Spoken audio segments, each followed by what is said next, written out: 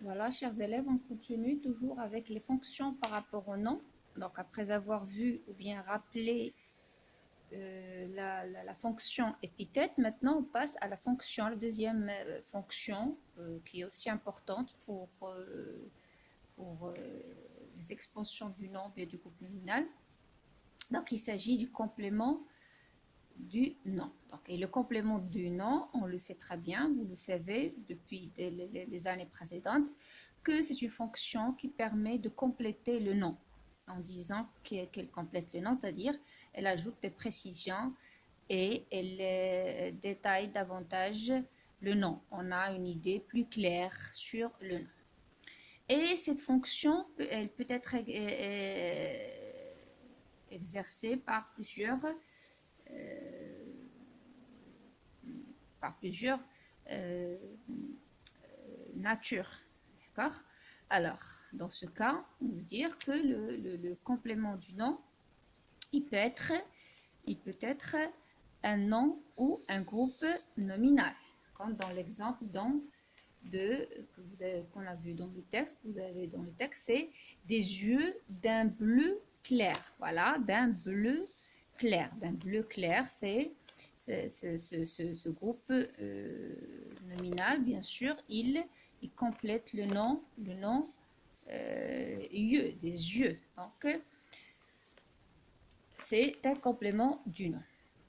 Le complément du nom peut être aussi un pronom, comme dans l'exemple de les yeux de celle-ci. D'accord? Celle-ci, bien sûr, ça c'est un pronom démonstratif. Donc, quel est son rôle? Il complète toujours le nom yeux, les yeux.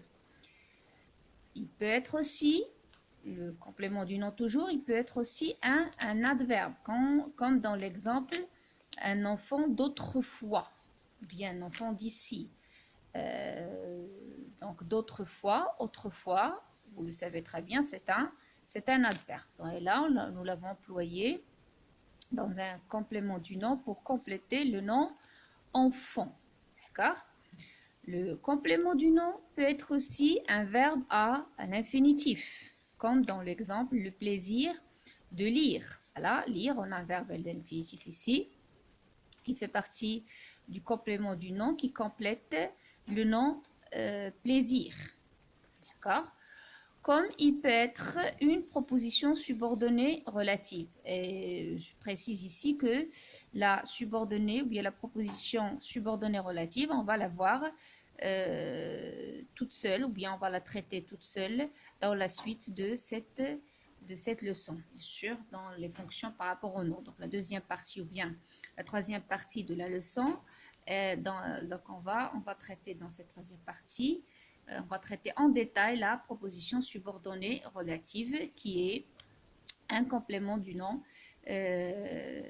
qui sert à compléter bien sûr le nom. Comme dans l'exemple, voici Mouna qui est notre voisine. Donc ici, cette subordonnée ou bien cette proposition subordonnée relative sert à quoi? Sert à compléter le nom Mouna.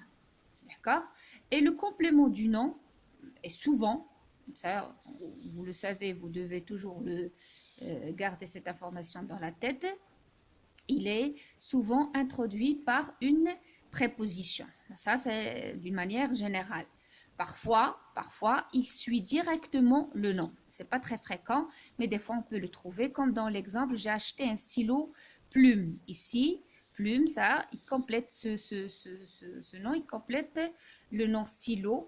Donc, c'est un stylo à plume, normalement, mais stylo plume, là, c'est un complément du nom qui complète le nom stylo et on n'a pas la préposition.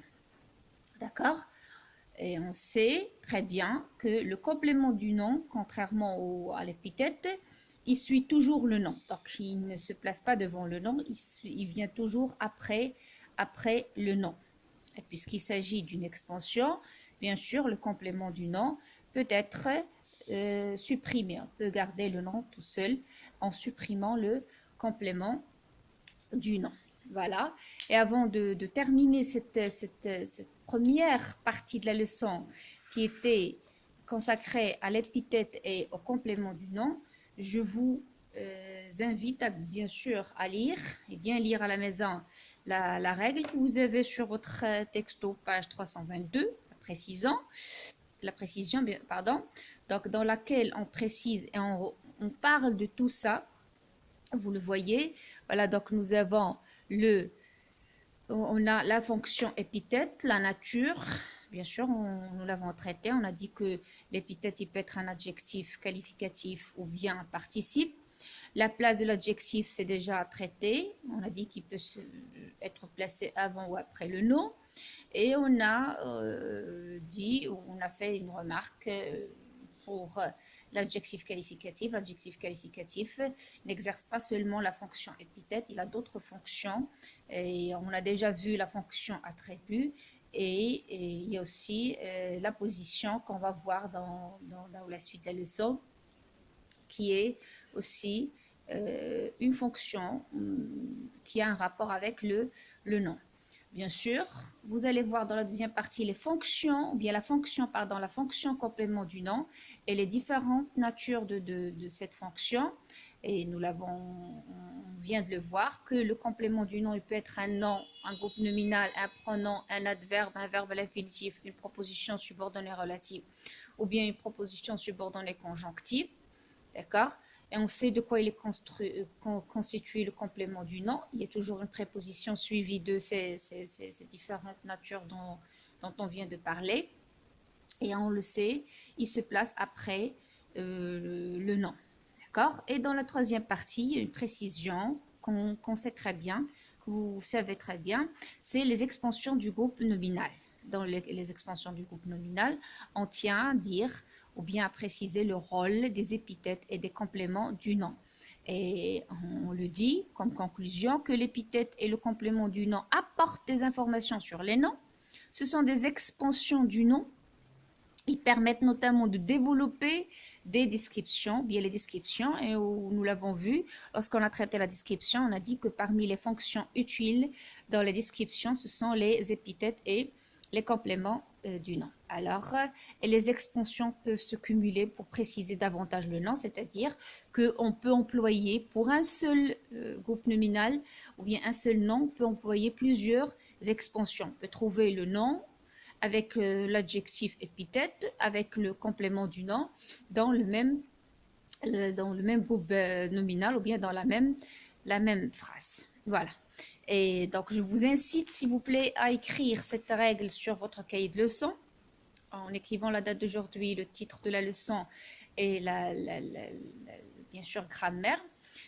Et avant de vous laisser, je vais vous demander quand même, pour bien garder ça dans la tête, de faire l'exercice, je préfère l'exercice 1, d'accord, repérer la fonction épithète, l'exercice 2, identifier les épithètes, l'exercice 3, identifier la fonction complément du nom, et l'exercice 4, où vous allez toujours identifier les compléments du nom, et pour terminer, vous allez faire aussi l'exercice 5, où vous allez repérer les épithètes et les compléments du nom et les classer selon ce qui est demandé sur la page 323.